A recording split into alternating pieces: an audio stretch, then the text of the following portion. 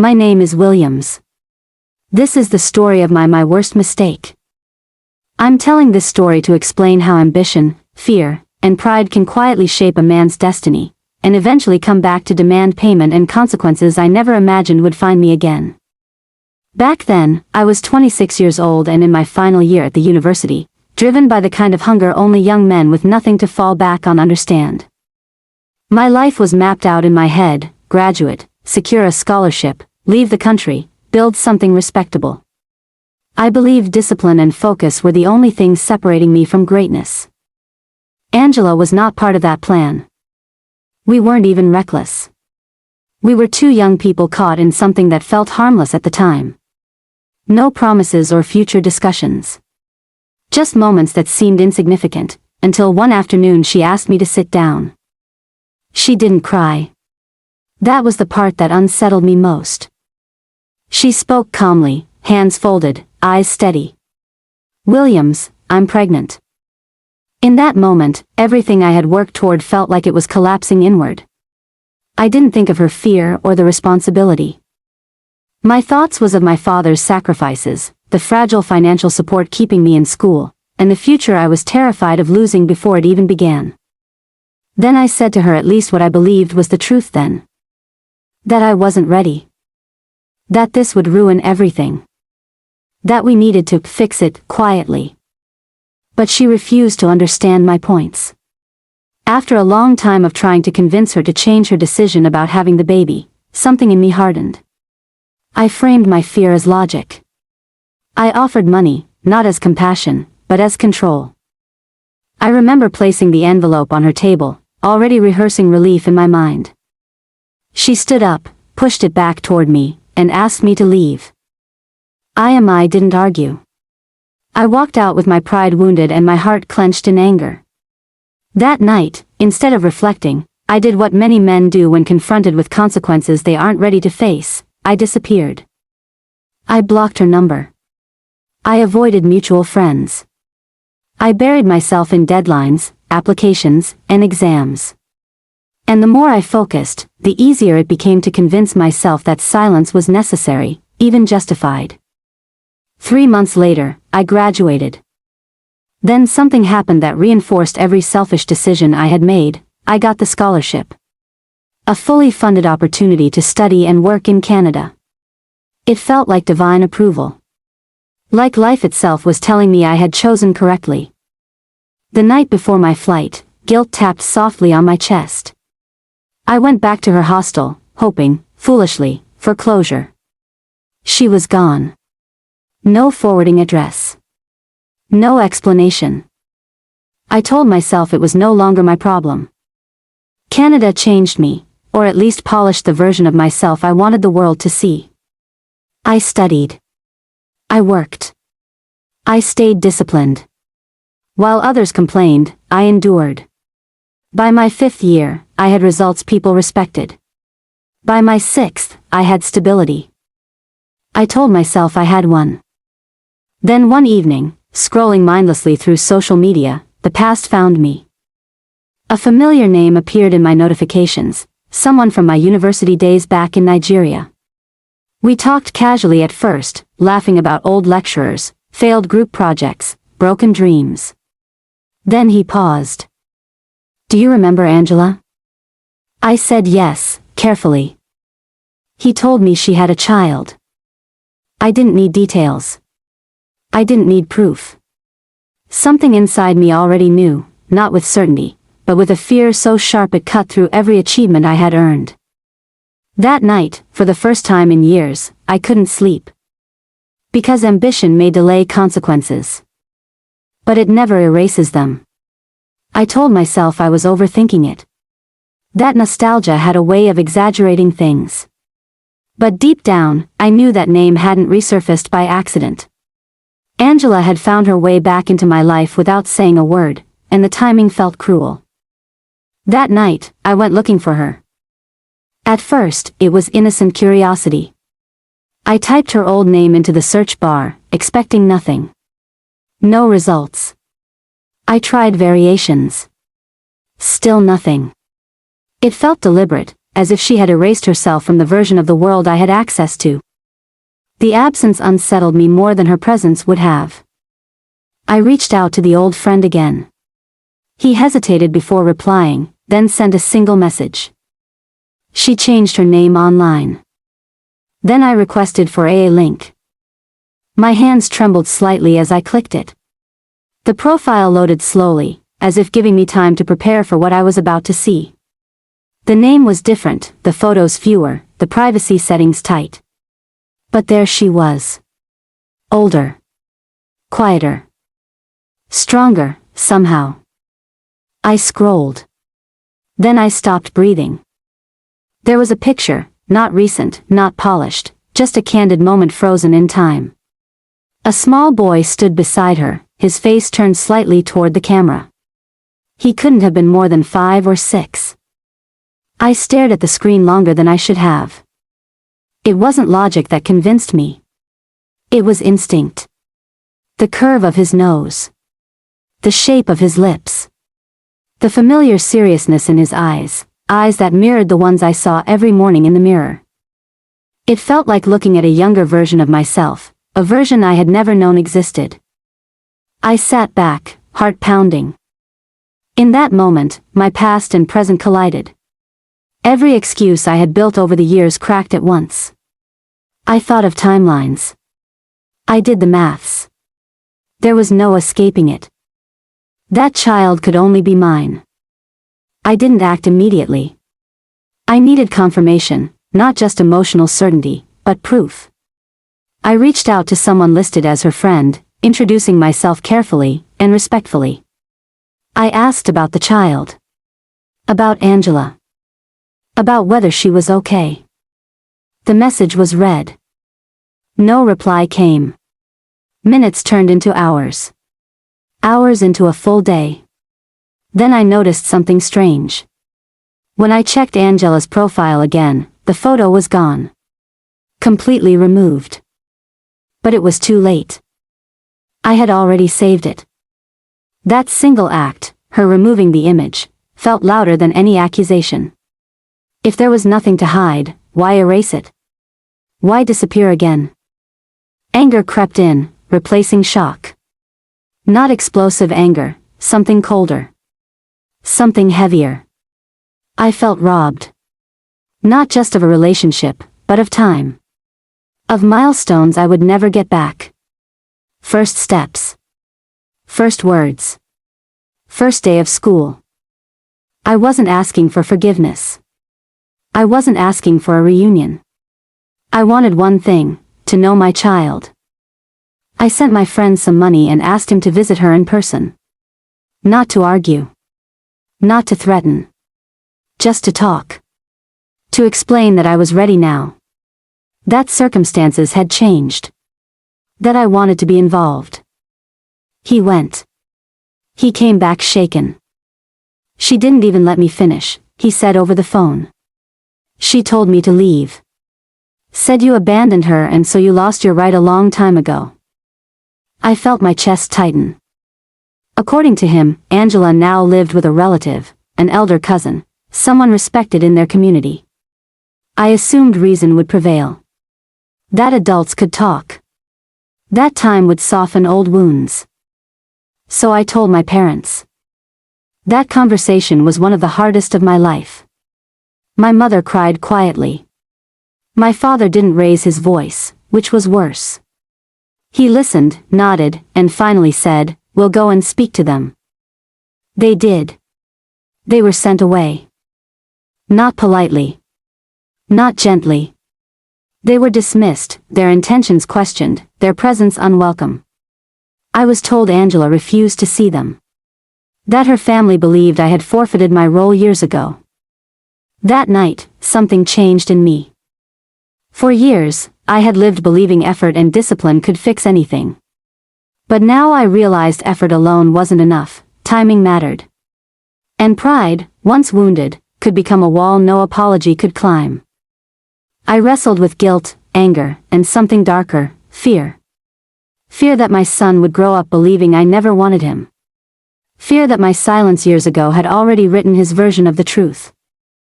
I tried reaching out one last time, a long message, carefully written, honest. I told her I wasn't the same man. That I wasn't here to fight her. That I wanted cooperation. Peace. She blocked me. That was when I made a decision, not out of rage, but resolve. If I couldn't reach her as a man, I would stand as a father. I requested leave from work. I began preparing documents. I gathered proof of my attempts, my communications, my stability. I spoke to lawyers quietly. Carefully. Methodically. 3 months. That was how long I had to prepare. And as the days passed, one truth became impossible to ignore. The past I had buried was no longer content with being forgotten. It wanted answers. It wanted accountability. And it was waiting for me back home. By the time the plane touched down, I no longer felt like the same man who had left years earlier. Canada had shaped me into something efficient and controlled, but the moment my feet hit Nigerian soil, everything I had buried began clawing its way back to the surface. The air felt heavier and louder. Familiar in a way that unsettled me. My parents were waiting at the airport. My mother hugged me tightly, as if afraid I might disappear again. My father studied my face quietly, the way he always did when something serious was about to happen. No unnecessary words were exchanged. We all knew why I was home. That same evening, we went straight to the police station. Not to cause trouble, at least, not yet, but to document everything. Dates. Messages. Attempts at contact. Proof of my scholarship, my job, my income, my residence abroad. The officer listened carefully, flipping through the documents with a neutral expression. When he finally looked up, he said something that stayed with me. "Sir, this matter is no longer emotional. It's legal." That sentence was both comforting and terrifying. The next morning, we made one final attempt at peace. My parents insisted we go in person, not with police or lawyers, just family to family. They believed conversation could still save us all from what was coming. We arrived at the house Angela lived in now, a modest place, quiet, tucked away from the road. I stood by the gate, heart pounding, imagining the child inside. My child. Possibly playing. Possibly laughing. Completely unaware that the man who shared his blood was standing just meters away. My mother knocked. The door opened slightly. An older man appeared, her cousin. He listened without inviting us in. When my father spoke, his voice was calm, respectful, restrained. He explained why I had returned. Why I wanted to see my son. Why cooperation mattered more than pride. The uncle's response was cold. "She doesn't want him involved," he said. "That boy has a father already, the one who stayed." Something snapped inside me. I stepped forward before my father could stop me. I introduced myself. Told him I wasn't here to fight. Told him I had made mistakes, yes, but that I was ready to take responsibility. I asked, calmly, to see my son. Just once. The door closed in my face. No insults. No shouting. Just rejection. That was when I understood, this was never about the child. It was about punishment. That same day, my parents returned to the police station and officially filed a report, denial of parental access. Once the paperwork was submitted, everything moved quickly. Notices were sent. A court date was scheduled. And just like that, the matter Angela had avoided for years could no longer be ignored. The summons reached her within days. Her response came just as fast. She accused me of abandonment. Said I vanished when she needed me most. Claimed I never checked on her. Never supported her. Never cared. According to her statement, I was a stranger trying to buy his way back into a life he had abandoned. Reading her words felt like being stabbed with my own past. Because parts of it were true. I had left. I had blocked her. I had chosen ambition over responsibility. But what she didn't say, what she refused to acknowledge, was that people change. That growth exists. That accountability isn't static. Court day arrived like a storm. The room was packed. Lawyers shuffled papers. The judge listened. Angela sat across from me, eyes hard, unreadable. She didn't look like the girl I once knew. This version of her was guarded, sharpened by years of survival. And then, they brought the child in. My breath caught. He stood beside her, small hands clenched, eyes scanning the room with curiosity and fear. When his gaze landed on me, he paused. Just for a second. Something unspoken passed between us. Recognition? Or imagination? The proceedings began. Her lawyer painted me as selfish. Irresponsible. A man who chased foreign success and returned only when it suited him. They questioned my motives. My timing. My sincerity. Then my lawyer stood. He presented timelines. Messages. Screenshots. Records of attempts, my calls, my friend's visit, my parents' rejection. Evidence of my employment, my stability, my clean record. He didn't excuse my past, he contextualized it. Growth does not erase responsibility, he said, but neither does past failure permanently erase parental rights. The judge listened carefully. Then came the turning point. A simple question. Why, the judge asked Angela, did you refuse all communication when he reached out? She hesitated. That hesitation echoed through the courtroom louder than any argument. In that moment, the narrative shifted. This was no longer about a man who disappeared, it was about a woman who refused to allow reconciliation. The ruling didn't come immediately. The judge requested time. Those hours of waiting felt longer than the years I had been away. When the decision finally came, my heart was in my throat. The court recognized my parental rights. Not partially. Not conditionally. Fully. I was granted primary custody.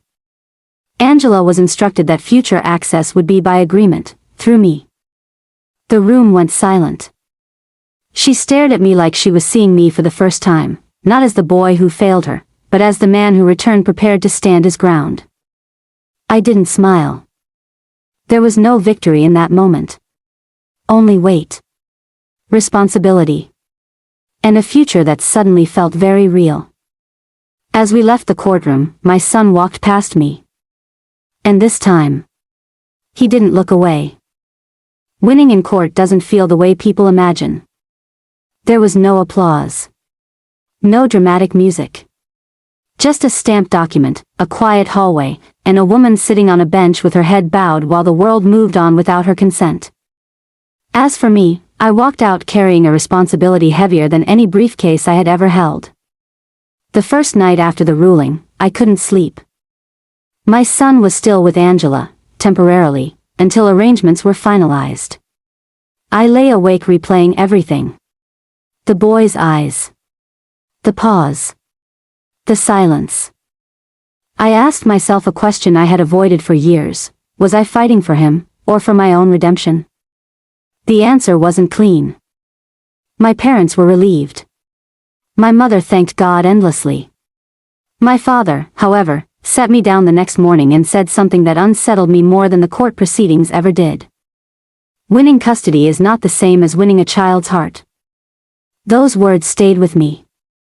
Over the next few weeks, logistics took over. Lawyers. Immigration paperwork. School inquiries in Canada. Medical records. Every document required reminded me that this wasn't theoretical anymore. This was a child with routines, fears, and memories I wasn't part of. Angela, on the other hand, became quiet. No more accusations. No dramatic confrontations. When we spoke, only through lawyers or brief phone calls, her voice was flat. Controlled. As if she had accepted the outcome but not forgiven the process. One afternoon, she asked to meet. Just the two of us. We sat in a small eatery near her neighborhood. Neutral ground. She didn't bring the child. I didn't ask why. We spoke carefully, like strangers navigating a fragile truce. I never wanted this to turn into a battle, she said finally. I wanted to tell her neither did I, but that wouldn't be honest. Somewhere along the line, it had become about power. About reclaiming something I felt was taken from me. You left, she continued. And I built everything alone. I didn't hide him out of cruelty. I hid him out of fear. That was the first time she admitted fear. She told me about sleepless nights. About finishing school late. About relying on family. About choosing silence because reopening the door to me felt like reopening an old wound she had barely survived. Listening to her didn't erase my anger, but it complicated it. When we parted ways that day, there were no hugs. No closure. Just understanding, imperfect and incomplete. A week later, I met my son properly. Not in court. Not through glass or legal framing. At the park. He was quiet. Curious. He asked simple questions. Why I lived far away. Why I spoke differently. Why everyone suddenly kept saying my name around him. I didn't lie. I told him I had made mistakes. That I should have been there sooner. That I was here now, and that I wasn't leaving again. He didn't respond immediately. Children are honest that way. Over time, small bridges formed. Laughter. Shared snacks. Stories. I learned his favorite colors. He learned how to pronounce my name properly. Each moment felt fragile, like it could shatter if handled carelessly. As the date for our return to Canada approached, reality hit harder. This wasn't just about me taking a child abroad. It was about uprooting a life. Angela signed the final consent documents with shaking hands. When she handed them over, she looked at me and said quietly, "Don't turn him into a stranger to me." I promised I wouldn't. But promises, I had learned, don't erase history. The night before our flight, I sat alone and wondered, not for the first time, whether this was justice, or just another form of consequence unfolding. Because sometimes, getting what you fought for forces you to confront what you never deserved. Canada looked different when I returned with my son. The buildings were the same. The streets were just as orderly. The air still carried that familiar sharp cold. But this time, I wasn't arriving alone with ambition tucked under my arm. I was arriving with a child who had no memory of me and every reason not to trust the sudden presence of a father he barely knew. The first few weeks were harder than I expected. He was polite, observant, and cautious, like someone staying in a stranger's house even though everyone insisted it was now his home. He didn't cry. He didn't misbehave. And that worried me more than tantrums ever could have. He called me by my name. Not Dad. Each time I heard it, something inside me tightened, but I never corrected him. I knew respect had to come before titles. I tried everything, routines, games, weekend outings, home-cooked meals I barely knew how to prepare. I enrolled him in school, attended meetings with teachers, asked questions I should have been asking years earlier. Outwardly, I was doing everything right. Inwardly, I was constantly afraid of failing again. At night, when he slept, I sat alone and replayed the past, not with anger this time, but with shame. I imagined what his childhood could have looked like if I had stayed. If I had been brave enough to face responsibility when it first knocked. Angela called often at first. Just to check in. To ask about school. About meals. About whether he still liked drawing before bed. Her voice softened when she spoke to him. Tightened when she spoke to me. We were learning to coexist across continents. One evening, after a particularly quiet dinner, my son asked me a question I had been dreading. Why didn't you come before? There was no anger in his voice. Just curiosity. I didn't defend myself. I didn't blame his mother. I didn't hide behind excuses. I was afraid, I said. And I thought chasing success was more important than showing up. He nodded slowly, processing. I'm not afraid anymore, I added. That's why I'm here now. He didn't respond immediately. He finished his food quietly. Later that night, as I tucked him in, he said something small but seismic. Okay. That single word felt heavier than any court ruling. Weeks turned into months. Slowly, walls came down. He laughed more freely. Asked for help with homework. Held my hand crossing the street. And one morning, without ceremony, he called me Dad. I didn't react. I didn't want to scare the moment away. I cried later. But healing is never linear. Some nights, he missed his mother deeply. Some days, I questioned whether separating them, even legally justified, had been fair. Guilt lingered like a shadow. Not crippling, but present. I used to think fatherhood was a title you earned the moment a child carried your name. I was wrong. Fatherhood is a responsibility you earn when you stay, especially when it's uncomfortable, inconvenient, or unflattering. That lesson didn't come from courtrooms or immigration papers. It came quietly, in moments no one applauded. Like the day my son fell sick in the middle of winter. He woke up burning with fever, crying softly, calling for his mother. I panicked, not because I didn't know what to do, but because for the first time, I realized there was no one else to call. No one to pass responsibility to. No excuse to hide behind. I stayed up all night. I cleaned vomit off the floor. I whispered reassurances I wasn't sure he believed. And when dawn came, exhausted and hollow-eyed, I understood something deeply humbling. This was the part one had run from years ago. And yet, this was the part that mattered most. As months passed, our lives settled into rhythm. School runs. Grocery lists. Parent-teacher meetings. Laughter during movie nights. Arguments over bedtime. Life, ordinary, demanding, beautiful life. But the past never fully disappears. One evening, after putting him to bed, I sat alone and finally asked myself a question I had avoided for years. If Angela hadn't been strong enough to raise him alone, who would I be today? The answer wasn't flattering. I reached out to her, not to negotiate terms, but to apologize. Not the defensive kind. Not the, I'm sorry, but, kind. A clean apology. I failed you when it mattered, I said. And no court ruling can undo that. She was silent for a long time. Then she said, I didn't need you to win. I needed you to understand. That conversation changed everything. We restructured how we co-parented. Not as enemies bound by legal documents, but as adults bound by shared responsibility. Decisions became joint. Communication became honest. Pride took a back seat. For the first time, our son wasn't caught between two wounded egos.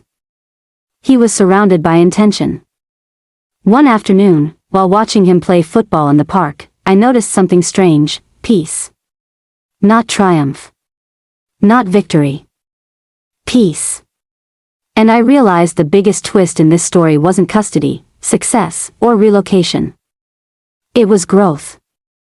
I had spent years believing ambition justified abandonment. That success could compensate for absence. That money could correct emotional debt. It couldn't. What corrected it was humility. Consistency. And accountability.